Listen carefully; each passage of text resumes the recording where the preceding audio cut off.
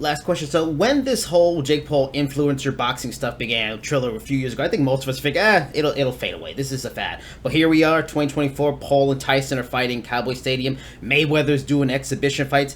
You are a very savvy businessman. Has there ever been a thought like, let's create a part of the Golden Boy roster for influencers, for maybe older boxers that want to fight. Let's corner that market that's bringing maybe back fans that went away from boxing and kind of, like you said, bringing in a new audience. Has that ever been something Right. you've actually considered?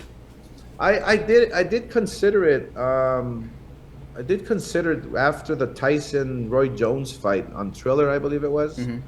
I was considering. I own a brand called KO. It was a KO. It's KO magazine. It hasn't been in circulation like over 20 years now, but I own it, and it was one of the most popular magazines for Yeah. boxing in the world. And so I thought to myself, why don't I revive that brand and call it KO Entertainment? Okay. And so I was gonna start, doing all these influence fights, but then I thought to myself, you know what? I'm a purist. I'm gonna stick to what I know. I'm gonna stick to what I love. I'm gonna stick to old school boxing and just try to make the best fights happen. That's it.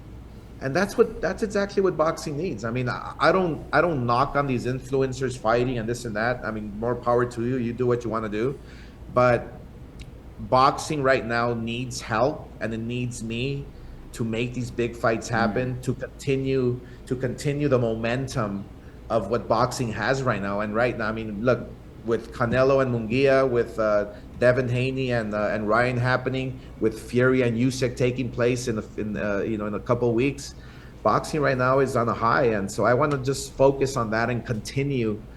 Because I'm telling you, we haven't scratched the surface with boxing. Boxing, I mean, the sky's the limit. Yeah. So if done right, look, this can be a multi-billion dollar business.